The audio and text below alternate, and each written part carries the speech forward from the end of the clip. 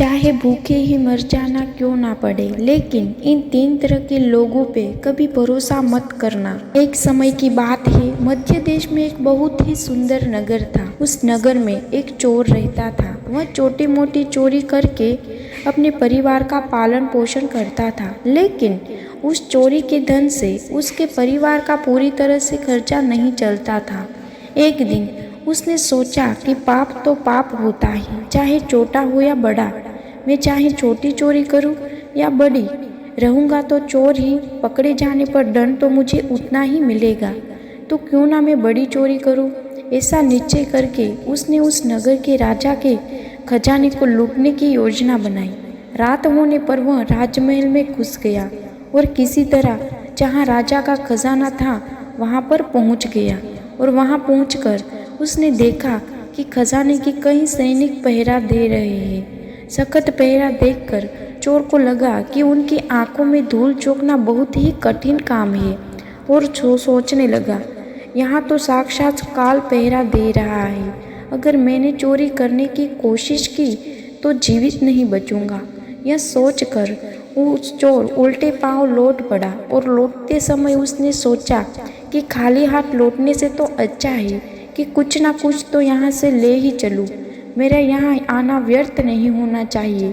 चोर के दिमाग में विचार आया, राजा के शयन कक्ष में चलना चाहिए, जहाँ राजा सोता है, और इस समय राजा अपने राजवस्त्र उतार कर सो गया होगा।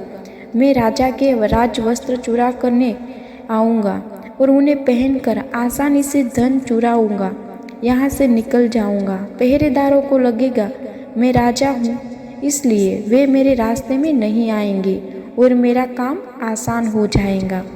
ऐसा निश्चय करके चोर राजा के शयन कक्ष के पास पहुंच गया, और उसने धीरे से पर्दा हटाकर देखा तो अंदर नज़ारा देखकर आश्चर्यचकित रह गया। उसने देखा कि राजा अपने पलंग पर गहरी नींद में सो हुए हैं, और उनकी रानी अर्धनग्न अवस्था में पलंग पर बैठी हुई थी। रानी को जागता हुआ देखकर चोर ने हाथ पैर फूल गए, और वह एक तरफ दीवार से चटकर खड़ा हो गया और रानी से सो जाने का इंतजार करने लगा। थोड़ी देर बाद फिर उसने पर्दा हटाकर देखा रानी सोई है या नहीं, क्योंकि रानी सोई तो राजा के वस्त्र चुराए जाए। चोर ने देखा कि रानी अभी भी उसी बैठी हुई थी। यह देखकर चोर वहाँ रखी हुई कुर्सी पर बैठने लगा। जैसे ही वह कुर्सी पर बैठा तो उस पर रखी हुई पानी की गिलास नीचे गिर गई। उस आवाज़ को सुनकर राजा की नींद तो नहीं खुली, परंतु रानी तलवार लेकर बाहर आई और तलवार चोर की गर्दन पर रख दी और बोली, कौन है तू और यहाँ किस लिए आया है? सच सच बताना, वरना तेरा सिर धड़ से अलग कर दूंगी। चोर डर के मारे पसीने से लथपथ हो गया और हाथ जोड़कर गिड़गिड़ाने हुआ बोला, रानी साहिबा, मेरी जान बख्श दो। मैं एक गरीब चोर हूँ और चोरी करने के उद्देश्य से मैं यहाँ पर आया हूँ। छोटी मोटी चोरी करने पे मेरा परिवार का पालन पोषण करता हूँ। आप मुझे मार दोगी तो मेरे बच्चे अनाथ हो जाएंगे। मैं वचन देता हूँ कि इस बार मुझे छोड़ दो। मैं कभी दोबारा राजमहल की तरफ मुड़कर भी नहीं देखूंगा। मेरे छोटे छोटे बच्चे पर रहम करो। रानी को उस पर दया आई और कहा, सुनो, मैं तुम्हें एक शर्त पर छोड़ सकती हूँ। मैं इस समय काम से पीड़ित हूँ। यदि तुम मेरे साथ समागम करो तो मैं तुम्हें यहाँ से जाने दूंगी, वरना एक ही झटके में तुम्हारा सिर काट दूंगी। रानी की यह अनोखी शर्त सुनकर चोर भी ज़्यादा घबरा गया और कहने लगा, रानी साहिबा, यह आप क्या कह रही हो? मैं तो एक चोर हूँ और आप इतने बड़े राज्य की महारानी। मेरी क्या औकात है जो मैं तुम्हारे साथ ऐसा करूं? मेरे लिए तो यह सोचना भी बहुत बड़ा पाप है। रानी ने कहा, मैं कुछ नहीं सुनना चाहती। अगर तुम्हें अपनी जान प्यारी है तो मैं जैसा कहती हूँ वैसा ही करो, वरना मरने के लिए तैयार हो जाओ। रानी का ऐसा प्रस्ताव सुनकर चोर की जान हल्के में अटक गई और सोचने लगा, आज मैं बहुत बड़ी मुसीबत में फंस गया। यदि मैंने रानी की बात नहीं मानी तो भी मैं मारा जाऊंगा, और बात मान ली तो भी मैं मारा जाऊंगा। चोर बड़ी ही दुविधा में पड़ गया कि क्या करूं। आखिरकार उसने रानी के साथ समागम करने की बात को स्वीकार कर ली और बोला, रानी साहिबा, मुझे 5 मिनट का समय दे दो। मुझे बहुत जोर से लट्टू शंका लगी है। पहले मुझे लघु शंका से निवृत्त होने दो, उसके बाद आप जैसा कहोगी वैसा ही करने के लिए तैयार हूँ। रानी ने तुरंत तलवार के इशारों से पेशाब खाने को बता दिया और चोर उसकी तरफ चल दिया और रानी वहीं खड़ी होकर उसके लौटने की प्रतीक्षा करने लगी। चोर ने इधर क्या किया, रानी की नज़र से बचकर वहाँ से भाग निकला। भागते भागते जब वह द्वार पर पहुँचा तो द्वार पर सैनिकों था। उसने उसे पकड़ लिया और उसने पूछताछ की तो चोर डरा हुआ था। उसने सैनिकों को सच सच बात बता दी। वह एक चोर है और राजमहल में चोरी करने आया था, लेकिन रानी ने उसे पकड़ लिया और उसे छोड़ने के बदले शर्त रखी थी कि वह उसके साथ समागम करे। इसलिए मैं लघु शंका का बहाना बनाकर वहाँ से भाग आया हूँ। और इस तरह से वह चोर गिड़गिड़ाकर सैनिक से छोड़ने का आग्रह करने लगा। सैनिक ने कहा, देख भाई, मैं तुझे एक शर्त पर जाने दे सकता हूँ और शर्त यह है कि तुम्हें पुनः रानी के पास लौट कर जाना होगा और रानी से कहना होगा कि मैं तुम्हारे साथ समागम करने के लिए तैयार हूँ, किंतु उससे पहले तुम्हें अपने हाथ से राजा को मारना होगा। सैनिक की यह शर्त और भी ज़्यादा कठिन थी। चोर ने सोचा, वैसे तो प्राण बच भी सकते थे, परंतु अब नहीं बचेंगे। अगर रानी से यह बात कही तो रानी मेरा सिर काट देंगी। अब चोर को चारों तरफ से मौत ही मौत दिखाई दे रही थी। अब मजबूत होकर चोर वापस सती के पास गया और बोला, रानी साहिबा, मैं तुम्हारे साथ समागम तो करूँगा, लेकिन मुझे एक बात का डर है। उस समय राजा साहब की नींद से जाग गए तो ना तुम बचोगी और ना ही मैं। राजा साहब हम दोनों को मार डालेंगे। इसलिए तुम एक काम करना होगा, तुम अपने हाथों से ही राजा का सिर काट दो, फिर हम निर्भय होकर जाएंगे। अपने इतना ही काम कर सको तो मुझे तुम्हारी शर्त मंजूर है, वरना मैं तुम्हारे हाथों से मरना उचित समझूंगा। आप मुझे मार दीजिए। काम के वशीभूत रानी चोर से कहने लगी, ठहरो, यह कौन सी बड़ी बात है, मैं अभी राजा साहब की मौत को काट उतार देती हूँ।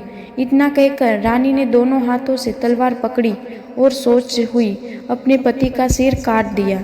जब रानी ने राजा का सिर काट दिया तो शयन कक्ष खुलने से लथपथ हो गया। राजा के खून से रानी भी भीग गई। वह भयंकर मंजर देखकर रानी बेहोश हो गई और उसी समय चोर वहां से फरार हो गया। इधर सुबह महाराज में शोर मच गया कि कोई राजा साहब को मार गया, मगर राजा को मारने वाला कोई और पता चल रहा था। जब लोग बड़े आश्चर्य में थे कि राजा को सोते हुए कौन मार गया, इधर रानी भी दहाड़ मार मार कर रो रही थी। इस रहस्य को पूरे राजमहल में केवल एक सैनिक ही जानता था कि रानी और उस चोर की किसी एक ही राजा मारता है, परंतु उसने इस बात की चर्चा किसी से नहीं की। इधर राजा के अंत्यों क्रिया की पूरी तैयारी हो चुकी थी। उधर रानी ने घोषणा की वह अपने राजा के साथ सती होना चाहती है। यह जानकर रानी पर किसी ने संदेह नहीं किया, क्योंकि अगर ऐसा करती तो वह राजा के साथ सती क्यों न होती। इधर रानी सब श्रृंगार करके राजा के साथ चिता पर जाकर बैठ गई। राज्य के सभी लोग राजा की चिता पर एक एक करके लकड़ी रख ले थे और उन्हें नमन कर रहे थे, पीछे लौट रहे थे। इस प्रकार से सबसे बाद वह सैनिक भी राजा की चिता पर लकड़ी रखने गया तो इस रहस्य को जानता था। उसने धीरे से रानी के कान में कहा, महारानी, आप तो सती हो जाओगी, मुझे इतना तो बताती दे कि राजा को आपने मारा था या उस चोर ने। यह सुनकर रानी चौंक पड़ी। वह समझ गई कि इसका मतलब इस भेद को यह सैनिक भी जानता है। रानी ने कहा, सुनो, राजा को ना तो मैंने मारा है ना उस चोर ने। अगर तुम्हें यह जानना है कि राजा को किसने मारा है तो तुम नगर से बाहर उत्तर दिशा को जंगल में है उसमें चले जाओ। वहाँ कुटिया में एक बुढ़िया रहती है, वो तुम्हें इस रहस्य को ज़रूर बता देंगी। सैनिक को यह रहस्य जानना था, इसलिए वह अगले ही दिन रानी के बताए अनुसार जंगल में चली गई। जंगल में पहुंचने पर उसे वह कुटिया दिखाई दी जिसमें वो बुढ़िया रहती थी। सैनिक उस बुढ़िया के पैर पकड़कर बोला, माँ जी, एक रहस्य जानने के लिए आपके पास आया हूँ। राजा साहब की हत्या किसने की?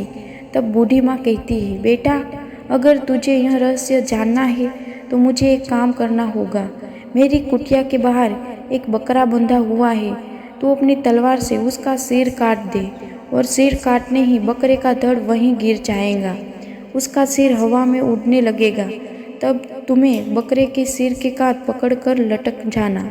बकरे का सिर तुझे सिर जगह पर ले जाएगा, वहाँ पहुंचकर तुझे तेरे सवाल का जवाब मिल जाएगा, राजा को किसने मारा है।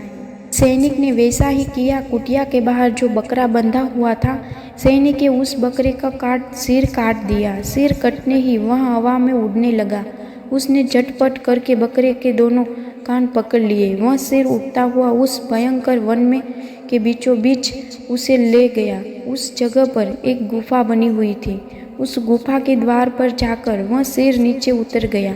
सैनिक सोचने लगा कि इस जंगल में तो कोई मनुष्य नहीं दिखाई दे रहा है, यहाँ भला कौन मुझे राजा की मौत का रहस्य बताएगा। वह गुफा के द्वार पर खड़ा खड़ा यही सोच रहा था और वह गुफा एक राक्षस की थी, जिसमें वह राक्षस और उसकी बेटी रह रही थी। अब शाम हो गई और वह राक्षस अपने भोजन के लिए बाहर आ गया हुआ था। गुफा के अंदर उसकी बेटी मौजूद थी। इधर वो राक्षस कन्या को किसी मनुष्य की गंध मालूम पड़ी। वह द्वार पर निकल गई आई तो उसने देखा कि एक हट्टा कट्टा नौजवान गुफा के द्वार पर खड़ा है। राक्षस काम्या से सोचा कि अगर मैंने इस खाक को खा लिया तो मैंने एक समय की भूख मिट जाएगी, और अगर मैंने इस जिंदा रखा तो यह नौजवान मेरे बहुत काम आएगा। राक्षस कन्या से तुरंत एक सुंदर लड़की का रूप बनाए और उसके सम्मुख पहुंच गई। इतनी सुंदर स्त्री आज तक उसने पहले कभी नहीं देखी थी। वह सैनिक उसे देखते ही उससे ऊपर मोहित हो गया। लड़की भी उसे अपनाने के लिए आई, इसलिए उसे अपनी गुफा में बुलाने ले गई और उसने साथ खूब मस्ती की। इधर जब राक्षस के आने पर समय हुआ तो लड़की ने उसे मच्छर बनाकर दीवार पर चिपका दिया। राक्षस आया और उसने लड़की से पूछा कि बेटी, मुझे किसी मनुष्य की गंध मालूम पड़ी रही है। मुझे लगता है कि कोई आदमी हमारी गुफा में घुस आया है। तब बेटी बहाना बनाती हुई बोली, पिताजी कैसे बात कर रहे हो? हमारे होते हुए कौन मनुष्य यहाँ आने की हिम्मत करेगा? मैं तो उसे कच्चा चबा जाऊंगी। इस तरह उसने राक्षस को गुमराह कर दिया। अब वह राक्षस कन्या रोज उस रात होने पर पुरुष बना देती थी और दिन में उसे मच्छर बनाकर दीवार पर चिपका देती थी। इस प्रकार सैनिक को राक्षस की गुफा में रहते रहते काफ़ी दिन हो चुके थे। अब उसे अपनी पत्नी और बच्चों की याद आने लगी, परंतु वह राक्षस कन्या के चंगुल से नहीं निकल पा रहा था। एक दिन उसे मौका मिल गया और वह किसी तरह से रात में वहाँ से भाग निकला और भागते भागते कई दिनों के बाद वह अपने नगर पर पहुँच गया। अपने नगर पर पहुँचकर उसने बहुत खुशी हुई। अपने बच्चों से मिलकर वह बहुत प्रसन्न हुआ। सोचने लगा, अच्छा हुआ जो मैं वहाँ से चला आया, न जाने कब तक वो मुझे मच्छर बनाकर वहीं रखती।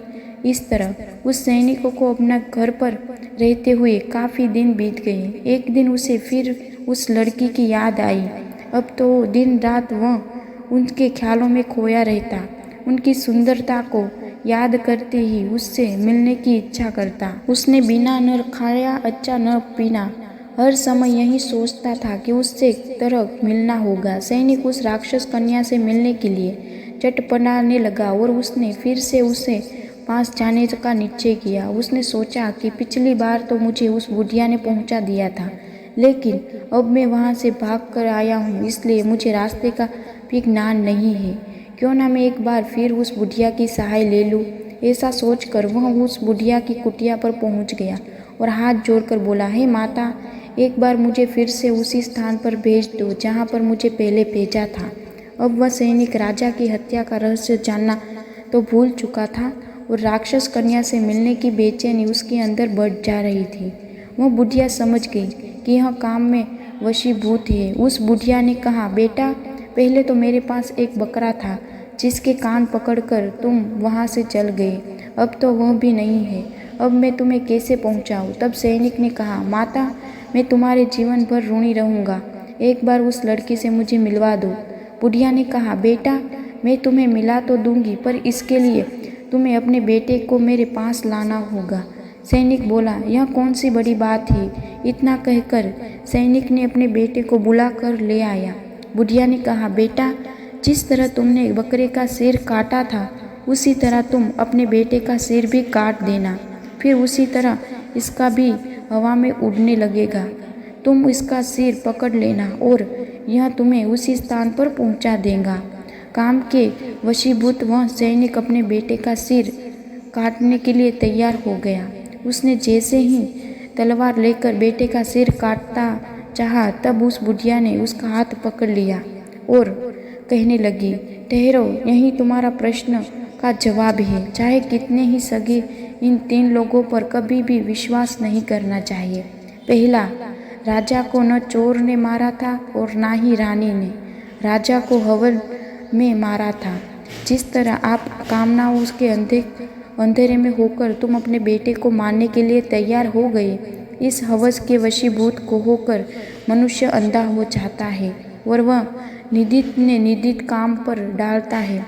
दूसरा, इसी तरह धन का लालची भी कोई भी धन में अंधा होकर भी कुछ भी कर सकता है।